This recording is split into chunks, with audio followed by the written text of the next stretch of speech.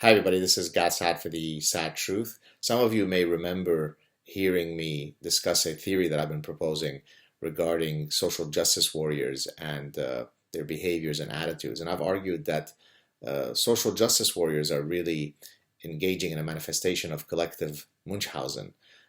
Before I explain what I mean by that, let me step back and tell you about Munchausen syndrome.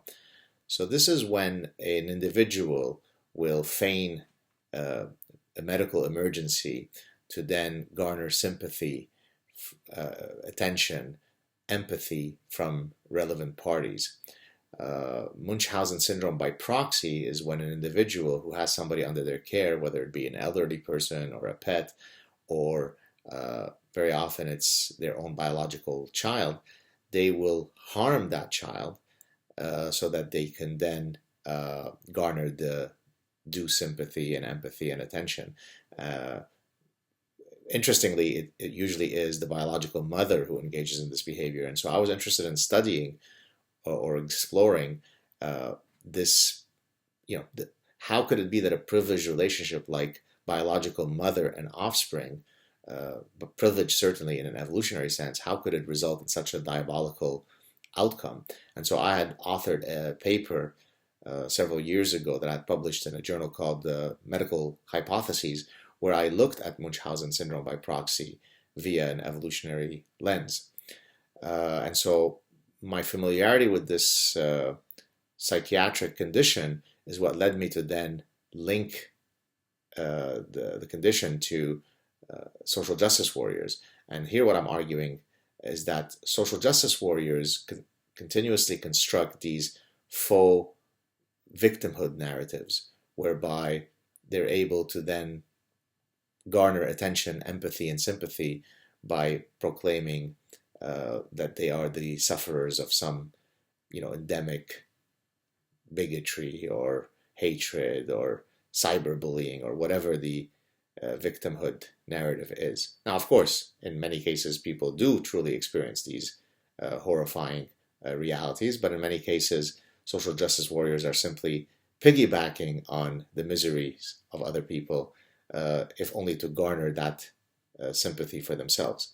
And so, taking this idea, I'd like to then link it today to a phenomenon that I'm seeing occurring on social portals post Donald Trump's ascendancy to the highest office a few days ago. So many people who were supportive of Clinton are posting comments that they are just existentially afraid for their safety. Women are afraid, and people of color are afraid, and all sorts of people, and people with a wide range of sexual orientations are afraid. And in most cases, the narratives are frankly, just hallucinatory in how delusional and paranoid they are. I'll just give you one specific example.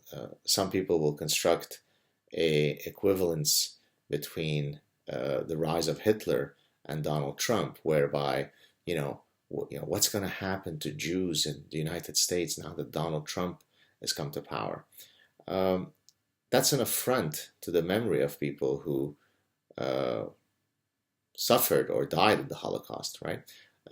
To draw a link between Donald Trump and arguably one of the two or three most diabolical and evil humans who's ever walked the face of the earth is slightly more than hyperbole.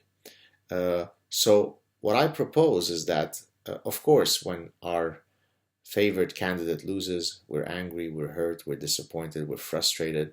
That's a normal human reaction. But frankly, the tsunami of posts that I'm seeing whereby people are constructing these just, frankly, obnoxious, faux narratives of victimhood is unbecoming. It's unbecoming of people who otherwise are sophisticated, intellectual, mature people. I come from a land where I faced daily existential threats. I come from a land where our religious heritage would have had us, our heads separated from our bodies. We escaped that reality, and thankfully were able to come to Canada.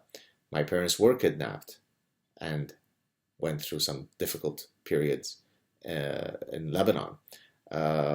So I know what daily fear for your life is. And that's the world that I grew up in during the Civil War. And so when I see people who are saying that, they're just so afraid, they're afraid for all sorts of reason, uh, it belittles, it diminishes not just what I went through, but it diminishes what so many people from around the world go through on a daily basis. All those people who wish to now, today, are lining up to move to the United States don't somehow feel that they are deathly afraid of President-elect Trump. And so uh, I think we need to be decent. We need to lick our wounds, recognize that yes, for many people it was frustrating. It wasn't the outcome that we wanted, but let us not construct false narratives of victimhood and false narratives of delusional fear that won't come to fruition. I can promise you that. The sun will still rise tomorrow. You can still love your children. You can still have sex. There'll still be food. The moon will still exist. The tide will come in and out. Everything will go on as usual, whether Donald Trump is there or not.